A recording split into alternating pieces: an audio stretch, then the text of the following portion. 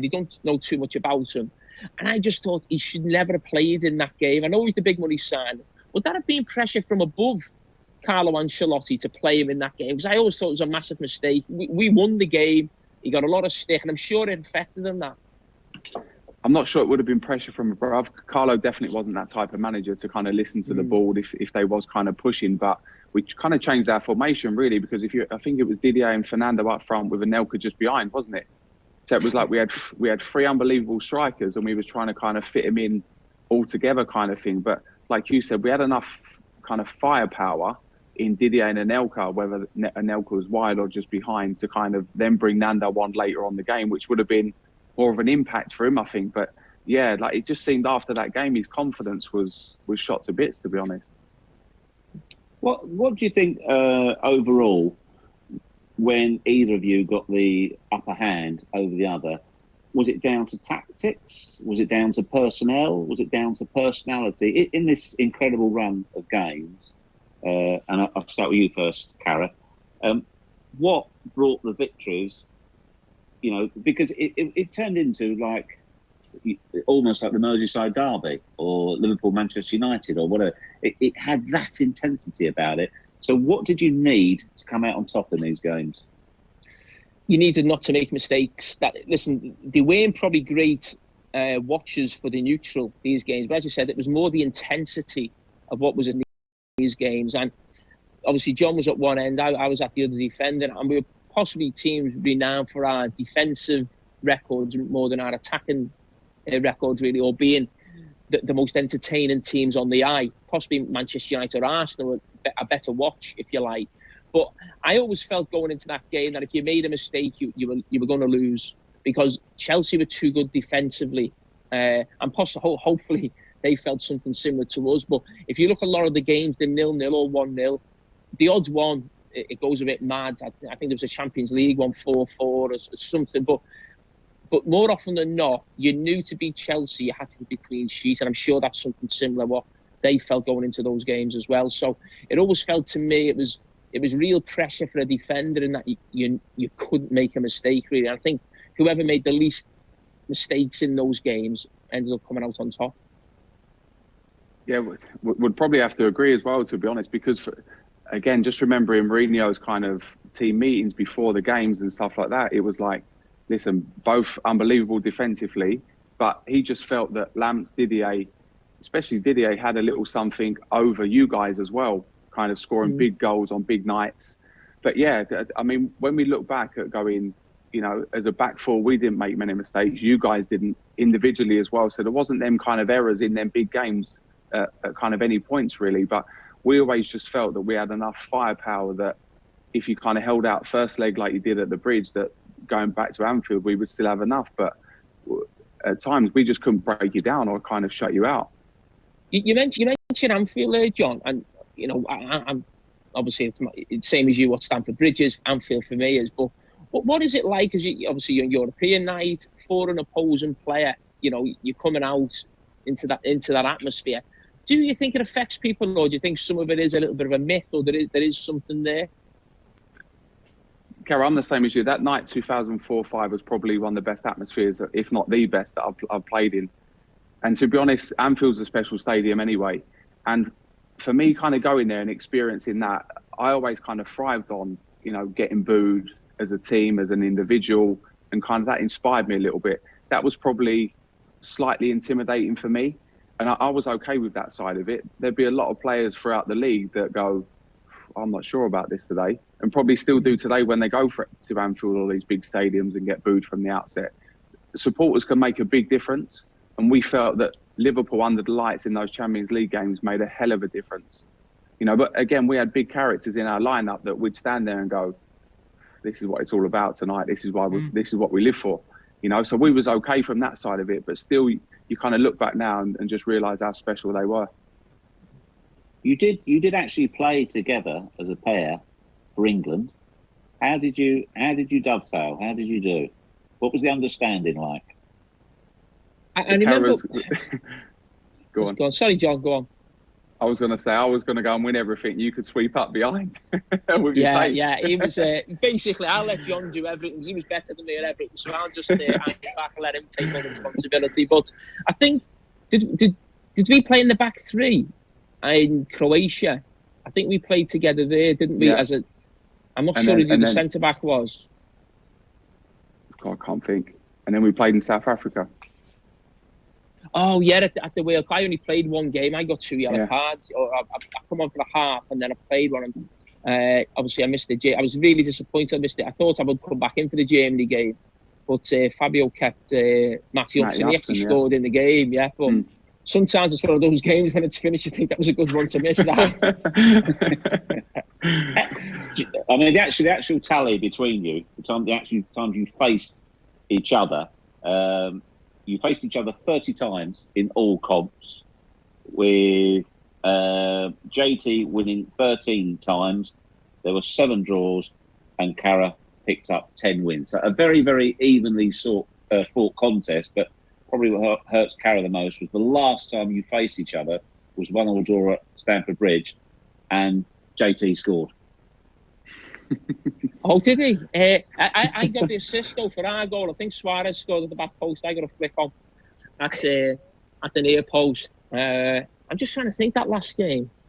I think what did we do? Yeah, we had a lot of young lads. I think Andre Wisdom was playing that day. But listen, I think Chelsea. I mean, what I would say about Chelsea was, even though I faced them and they were one of the top sides I come up against, I always felt more comfortable at Stamford Bridge than I did at Arsenal or Old Trafford, because I think similar to Anfield, it just feels a lot tighter, the pitch at Stamford Bridge. You always feel like you've got people around you, where at times when you played at Old Trafford, it felt like you were playing on your own. So even though Chelsea, as I said, had some great players, I always felt okay at Stamford Bridge to some extent.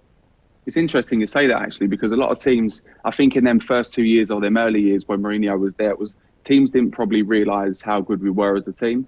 So we could play, we could mix it. I think as it went on, teams then come to Stamford Bridge, hence why, Mourinho lost his job and would kind of sit there with 5, sit there at times with 10 men behind the ball. And then because Stamford Bridge is really tight, the pitch, you then kind of trying to find a way to break teams or suck people out, and you can't because it's so tight and narrow. But as you say, you go away to the Emirates or Old Trafford and places like that. Even Villa Park's a big pitch. You can break teams down easier, and Chelsea was always very tight. So I think over the years or later on through that spell, that kind of went against us really as well. It's real truth time now. Again, I'll go to Jamie first of all on this one. Real truth time. In the team meetings, you talk about various players. What did Rafa say about JT, and also what did Joe say about Cara in the team meetings? Obviously to your strikers, more than to you. Well, I'll start because I've got actually a funny story about this. I remember one day this season had started and Rafa had done the press, and we were playing Chelsea a few days later, and Rafa, me and Stevie Gerrard jumped in like a taxi. We were going to Anfield to do a promotion for something, so he said, I've just done the press there. And I said, what were they asking about, Chelsea or Jose? And he said, yeah, they were asking about you. I said, oh, yeah. I said, what did you say? I said, you're as good as John Terry. And when he said that, he went like that. And because Stevie was there, it just absolutely killed me. And you just think, he's done me there. So I think he felt John Terry always had the edge on me. He definitely didn't show me that when he comes to Chelsea. He said he wished you'd had Cara there. Can you remember, John, though, what Jose would have said about Cara in terms of your attack? You know what? He was confident in getting the ball up to Didier. Like I say, I think Fernando had that against us. He seemed to always score against us. Didier kind of had that against us. So Mourinho would never kind of worry about opposition or try and single players out. He'd kind of concentrate on the opposite side and go looking at us and individuals. And he'd say, get it up to Didier, and I fancy him against the centre halves. That was him. And then Didier would kind of go, yeah, get it up to me. Didier would fancy himself against anyone. But like I say, even kind of it went up. Liverpool were difficult to break down. Defensively, going forward, they had so much pace and acceleration and everything throughout the midfield. So many legs in midfield as well. So many good technical players. we just found it tough to break teams down. So you couldn't even identify an individual of going, let's target him. I think John used to come up a lot in our team talks, I would say, before the game, because he was so dominant set piece wise, certainly in an attacking sense for Chelsea. And we used to get a lot of, not so much criticism, but a lot of scrutiny on zonal mark and man marking. And I always remember one game, we did some, I tried to man mark it on a corner, but we still did zonal everywhere else. On the first corner, you beat me in the air and headed it down, and someone scored in front of the keeper.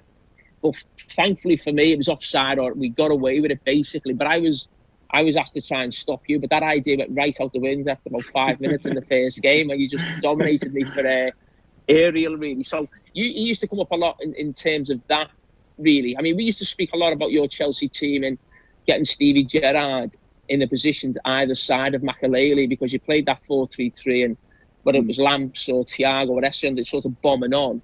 And at times, maybe Makelele could be left isolated. And he used to play very central.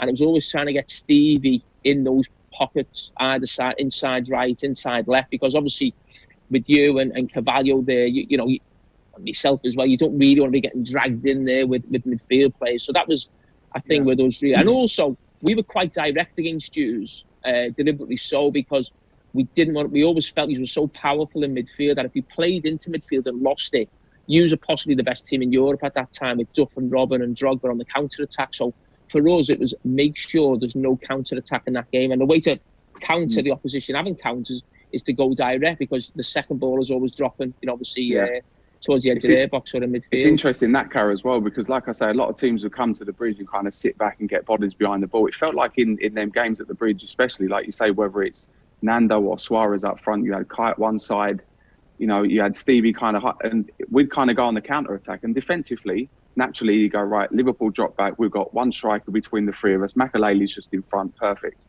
And it was a case of going, Kite's not really tracking back massively. Stevie's kind of hovering in between. And all of a sudden, now we're kind of 3v3. I'm not comfortable as a centre-half here to kind of stay here. So all of a sudden, you go, right, Essien, come back just to get an overload. Now, defensively, that's great because we're solid, but then going forward, we're kind of limiting what one of our big strengths were as well. So I think that causes problems. So that's interesting to hear that from your side as well. I mean, John, you can hear that Cara holds you in the highest esteem. He's always said what a top-class. Oh no, Jeff, this is all gone. No, because I was just about to. No, Jeff. I did Team of the Decade on Monday Night Football, and I left John out. Oh, was you going to set him up? Was you setting him up? Yeah, exactly that, Cara. So, John, how surprised were you when a man who's made all of these compliments leaves you out of his Team of the Decade? Jeff, I had to have a double take. I couldn't believe it. He ended up on my Instagram arguing with all people on the comments. That's just outrageous, John. There's no respect there. Cara knows the respect both ways. He knows that.